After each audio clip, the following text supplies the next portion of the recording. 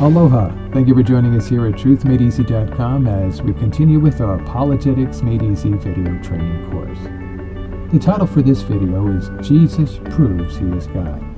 We are currently working our way through our 5 points here in our 5-point hand illustration, proving that Jesus is God. In the last video, we saw how the New Testament writers claimed that Jesus was God, and Jesus himself claimed he was God in 9 different ways. Now, claiming to be God is one thing. Proving it is quite another. In this video, we will see how Jesus actually proved he was God in 4 main ways. In our last video, we saw that Jesus claimed to be God in these 9 ways. By claiming to be the Messiah God, the Yahweh, Lord of the Old Testament, worthy of honor, do-only God. He claimed to be the great I Am and the object of prayer like God. He also claimed to be equal in authority with God, worthy of worship, equal with God, and one with the Father. Now, when Jesus made these claims to be God, was he telling the truth? Well, when you get right down to it, either Jesus told the truth or he lied. Now, if Jesus was not God, and he knew it, he would be a bad man, a liar. If Jesus was not God, but he thought he was, he would be what? A madman, a lunatic. Lastly, if Jesus really was God, he would be the God-man or Lord. So which is he? Is Jesus Christ a liar? Is he a lunatic? Or is he Lord? Is he a bad man, a madman, or the God-man? Is Jesus Christ really God? Well, we know that the New Testament is true and reliable. We can believe what it tells us. And we've already seen in our last video that Jesus really did claim to be God. But did he prove it? Anyone can claim to be God. That's easy. Proving you're God, well, that's a different matter. Well, as we're going to see in this video, there is overwhelming evidence that proves, beyond a reasonable doubt, that Jesus really is the God he claimed to be. Jesus' claim to be God were supported by his predicting and accomplishing his own resurrection from the dead, his fulfilling of Old Testament prophecies, living a sinless life, and by performing supernatural miracles. Let's now begin looking at the evidence found in the historically reliable New Testament. In chapter 2 of the Gospel of John, we read about Jesus clearing the temple and saying to the money changers, "How dare you turn my Father's house into a market?" Well, the Jews challenge him, "What miraculous sign can you show us to prove your authority to do all this?" Jesus responds by saying, "Destroy this temple, and I will raise it again in 3 days." They replied, "It has taken 46 years to build this temple, and are you going to raise it in 3 days?" But the temple he had spoken of was his body. John 2:19-21. Jesus was saying here, destroy this temple, destroy my body, and in 3 days I will raise this temple, my body, from the dead. He communicated a similar message regarding his future resurrection from the dead in Matthew chapter 12. For as Jonah was 3 days and 3 nights in the belly of a huge fish, so the Son of Man will be 3 days and 3 nights in the heart of the earth. Jesus also predicted exact details of his betrayal and the events surrounding his crucifixion and death. At the Last Supper, he identifies the one who was to betray him, Judas Iscariot, by saying, "He who shared my bread has turned against me." Who was it that betrayed Jesus to the Jewish leaders that very night? Judas Iscariot. We read, "Now the betrayer, Judas, had arranged a signal with them. The one I kiss is the man. Arrest him and lead him away under guard." Going at once to Jesus, Judas said, "Rabbi," and kissed him. The men seized Jesus and arrested him. Also on that same night that Jesus was betrayed and taken by the Jews, Jesus told his disciple Peter in advance that before the night was over, he, Peter, would deny Jesus 3 times. We read here, "Before the rooster crows twice, you yourself, Peter, will disown me 3 times." Mark 14:30 and 31. And that's exactly what happened. We read in Mark 14 that later that same night, he, Peter, began to call down curses, and he swore to them, "I don't know this man you're talking about." Immediately, the rooster crowed the second time. Then Peter remembered the word Jesus had spoken to him. Before the rooster crows twice, you will disown me 3 times. And he broke down and wept. Mark 14:71 and 72. Then in Mark chapter 10, Jesus gives exact details surrounding his death before it even happens. He tells his disciples what the Jewish leaders are going to do to him, how they will take him, condemn him, and hand him over to the Romans. Beginning in Mark 10:33, we read, "They will condemn him to death and will hand him over to the Gentiles, who will mock him and spit on him, flog him, and kill him." And what did they do to Jesus? They mocked him, flogged him, and killed him, just as Jesus predicted. He then made the amazing claim at the tail end of that same passage. We read in Mark 10:34, 3 days later, he will rise. Here's a picture of the empty tomb in Jerusalem. Now, what person do you know in all of history, other than Jesus, who predicted the exact details of his death before it happened, and then predicted how many days later he would come back from the dead? Nobody, that's who. But Jesus did.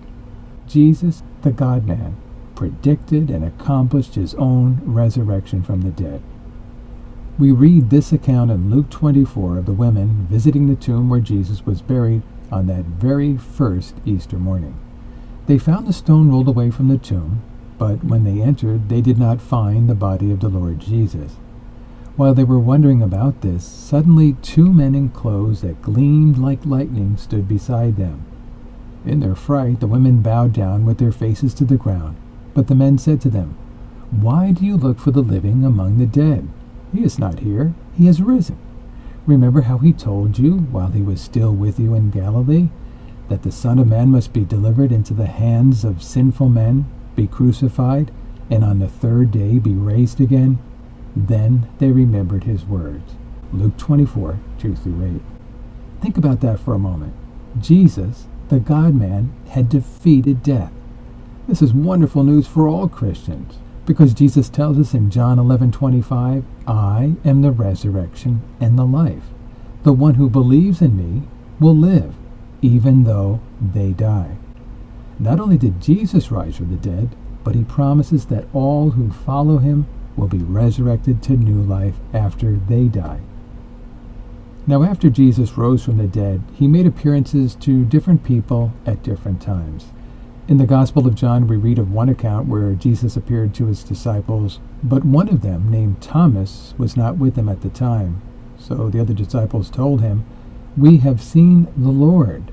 But he said to them, "Unless I see the nail marks in his hands, and put my finger where the nails were, and put my hand into his side, I will not believe." A week later, his disciples were in the house again, and Thomas was with them. Though the doors were locked, Jesus came and stood among them and said, "Peace be with you."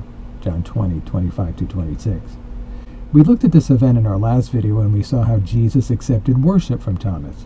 In this same passage, Jesus tells Thomas to examine his wounds from the crucifixion where they had used nails and where they had pierced his side with a spear. "Put your fingers here. See my hands," Jesus says to Thomas. "Reach out your hand and put it into my side." To which Thomas replies, "My Lord and my God." The Apostle Paul in 1 Corinthians 15 tells of others who saw Jesus alive after he arose from the dead.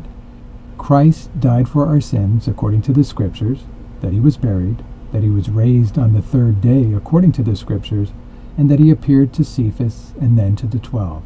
After that he appeared to more than 500 of the brothers and sisters at the same time, most of whom are still living, though some have fallen asleep.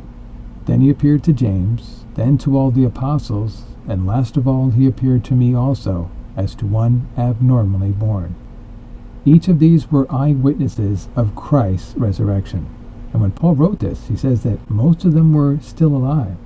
Since there were 500 witnesses, and most of them were alive, that would mean that at a minimum, 251 witnesses were still alive at the time of this writing.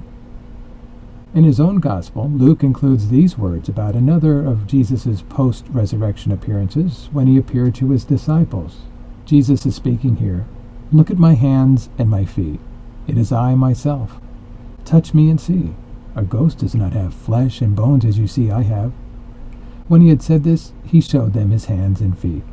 And while they still did not believe it, because of joy and amazement, he asked them, "Do you have anything here to eat?" They gave him a piece of broiled fish, and he took it and ate it in their presence. Luke 24:39-43. Now we know that dead men don't talk, and dead men don't eat, but Jesus did both.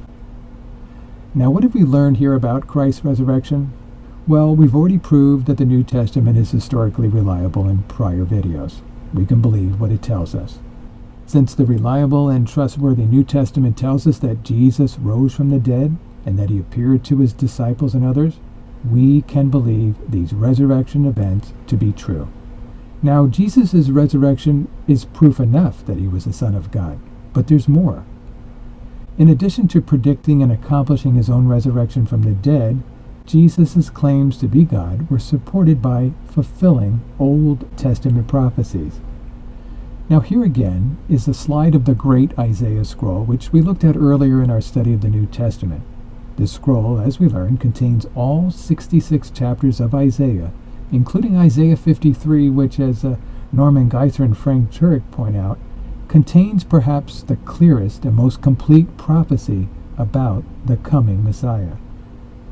Here's a portion of chapter 53 written 100 years, that's right, a full century before Christ was born. We read, "He was despised and rejected by mankind, a man of suffering and familiar with pain. Like one from whom people hide their faces, he was despised, and we held him in low esteem. Surely he took up our pain and bore our suffering. Yet we considered him punished by God, stricken by him, and afflicted. But he was pierced for our transgressions. He was crushed for our iniquities. The punishment that brought us peace was on him, and by his wounds we are healed. We all like sheep have gone astray, each of us have turned to our own way, and the Lord has laid on him the iniquity of us all." Continuing, "He was oppressed and afflicted, yet he did not open his mouth. He was led like a lamb to the slaughter, and as a sheep before its shearers is silent, so he did not open his mouth. By oppression and judgment he was taken away. Yet who of his generation protested? For he was cut off from the land of the living. For the transgression of my people he was punished." Isaiah 53, 3-8. And then in Psalm 22, we find another Old Testament messianic psalm, which is also prophetic in nature, describing Jesus' horrible ordeal on the cross. Remember again, this was written before Jesus was born. "But I am a worm and not a man, scorned by everyone, despised by the people. All who see me mock me. They hurl insults, shaking their heads. He trusts in the Lord, they say. Let the Lord rescue him. Let him deliver him, since he delights in him." Psalm 22, 6-8. Continuing a few verses down, beginning at verse 14 of Psalm 22, speaking of Christ, "I am poured out like water, and all my bones are out of joint. My heart has turned to wax. It has melted within me. My mouth is dried up like a potsherd, and my tongue sticks to the roof of my mouth. You lay me in the dust of death. Dogs surround me. A pack of villains encircles me. They pierce my hands and my feet. All my bones are on display. People stare and gloat over me. They divide my clothes among them and cast lots for my garment." Psalm 22, 14-18. Now we have some other Old Testament prophecies pertaining to Jesus to talk about, but before we do that, let's take a quick look at a timeline to give you a better idea of the dating of the Old Testament as it relates to the birth and death of Christ. There on the right we have the manger scene and the cross at AD 33. On the left here we have the Old Testament writings, which date back from about 165 to 400 BC. These Old Testament writings contain prophecies recorded hundreds of years before Christ's birth. We're now going to look at just 9 specific Old Testament prophecies. Understand that these prophecies foretold the future coming of the Messiah. Now, as we go through them, ask yourself, what man from all of history has even come close to fulfilling these 9 next prophecies, okay? We'll begin with the first, found in Genesis 3:15, which tells us that the Messiah would be born of a woman. 2, that he would be a descendant of Abraham, according to Genesis 12:3 and 7. He would be from the tribe of Judah, Genesis 49:10. He would be from the line of David, the king, Jeremiah 23:5-6 and Jeremiah 33:15. 5, he would be both God and man, Isaiah 9:6. That he would be born of a virgin in a specific town, the town of Bethlehem. We read that in Luke 1:31 and in Isaiah 7:14 and Micah 5:2. Number 7, that the Messiah would be preceded by a messenger and would visit the temple. That's in Mark 1:3 and Malachi 3:1. Number 8, that he would die in 33 AD. Now, we're not going to get into the math here, but this passage in Daniel 9 speaks of the future death of Christ that was to occur 483 years after the decree of the Persian ruler Artaxerxes to rebuild the Jewish temple. The 483 years are calculated using the 62 7-year periods based on the Jewish calendar. And lastly, number 9, the Messiah will rise from the dead. Isaiah 53:11. Again, as I commented earlier, what man from all of history was born of a woman, was a descendant of Abraham, was from the tribe of Judah, the line of David, was both God and man, born of a virgin, preceded by a messenger, died in AD 33, and rose from the dead? The answer is clear. Only one man fulfilled all these prophecies, Jesus Christ, the God-man. And we're not done. In addition to predicting and accomplishing his own resurrection and fulfilling Old Testament prophecy, Jesus' claim to be God are supported by his living a sinless life. Let me ask you something. Have you ever met a perfect, sinless person? A person doesn't need to spend more than a few days with you or I to know that we're not perfect people, right? Yet those who lived with Jesus, who were by his side day and night, who observed his every move and heard him speak, claimed that he was perfect and sinless. Let's look at a few of the verses that talk about Christ being sinless. In John chapter 8, Jesus challenges the Jews of his day. Can any of you prove me guilty of sin? If I am telling the truth, why don't you believe me? The Apostle Peter, in talking of Jesus, comments in 1 Peter 1:19 that Christ was a lamb without blemish or defect, and then adds a chapter later, he committed no sin, and no deceit was found in his mouth. The Apostle John tells us in 1 John 3:5, in him, speaking of Christ, in him is no sin. And in Hebrews we read, for we do not have a high priest who is unable to empathize with our weaknesses, but we have one who has been tempted in every way, just as we are, yet he did not sin. Hebrews 4:15. In Mark 14:55 we see that even his enemies couldn't find fault with Jesus. The chief priests and the whole Sanhedrin were looking for evidence against Jesus so they could put him to death, but they did not find any. Mark 14:55. And let's not forget the words of Pontius Pilate, who ultimately condemned Jesus to his death on the cross.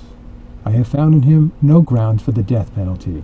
Therefore I will have him punished and then release him. Well, so far we have seen that Jesus' claims to be God have been supported by his resurrection, fulfilled prophecies, and by living a sinless life. Well, now look at the last line of evidence, his performing supernatural miracles. You'll recall from our earlier video on miracles that a miracle is by definition a supernatural thing, a rare event, something that doesn't occur naturally by natural laws. That's why it's called supernatural. It's beyond nature and beyond natural laws. Well, Jesus performed at least 35 supernatural miracles in the New Testament. Let's take a look at just a few of them now. Well known to most is Jesus performing the miracle of feeding 5,000 plus people with just 5 loaves of bread and 2 fishes. Let's read of that account. Here is a boy with 5 barley loaves and 2 small fish. but how far will they go among so many?" Jesus said, "Have the people sit down." There was plenty of grass in that place, and they sat down. About 5,000 men were there. Jesus then took the loaves, gave thanks, and distributed to those who were seated as much as they wanted. He did the same with the fish. When they had all had enough to eat, he said to his disciples, "Gather the pieces that are left over. Let nothing be wasted." So they gathered them and filled 12 baskets with the pieces of the 5 barley loaves left over by those who had eaten. John 6, 9-13. In the Gospel of Mark, Jesus raises a 12-year-old girl from the dead. We read, "After he put them all out, he took the child's father and mother and the disciples who were with him, and went in where the child was. He took her by the hand and said unto her, Talitha cumi, which means, Little girl, I say to you, get up. Immediately the girl stood up and began to walk around. She was 12 years old. At this they were completely astonished." Mark 5, 41 and 42. And we read of another familiar miracle in John chapter 11, Jesus raising Lazarus, who had already been dead for 4 days. Jesus brought back Lazarus from the dead with a simple command. He just spoke it. We read, Jesus called in a loud voice, "Lazarus, come out." John 11:43. The writer of the book of Hebrews tells of the signs, wonders, and various miracles performed by Jesus and his followers. We read, "How shall we escape if we ignore so great a salvation? This salvation, which was first announced by the Lord, was confirmed to us by those who heard him. God also testified to it by signs, wonders, and various miracles, and by gifts of the Holy Spirit distributed according to his will." Hebrews 2, 3 and 4. In the book of Acts, Peter, an eyewitness himself of many New Testament miracles, tells the people that God did miracles through Jesus. Fellow Israelites, listen to this. Jesus of Nazareth was a man accredited by God to you by miracles, wonders, and signs, which God did among you through him, as you yourselves know. Acts 2:22. Well, Jesus turned water into wine at a marriage in Galilee. We're familiar with that one. He walked on water in John chapter 6. We read elsewhere in Mark chapter 5 that he healed a demoniac. And then there was the miraculous catch of fish in John chapter 21. And when he departed from his disciples in Acts chapter 1, he performed the miracle of ascending bodily from the earth into the sky. Well, as we wrap up this video, what can we conclude? Well, I think we can conclude that from each of these things, Jesus predicting and accomplishing his own resurrection from the dead, his fulfilling Old Testament prophecies, living a sinless life, and performing supernatural miracles, I believe we can conclude, beyond a reasonable doubt, Jesus has proved to be the God he claimed to be. And yet, as convincing as all these proofs are, still many object today to Jesus being God. Well, we're going to talk about that in our next video, Common Objections to Jesus being God and the Trinity. We'll see how we can answer many common objections to the deity of Christ with a proper understanding of the Trinity.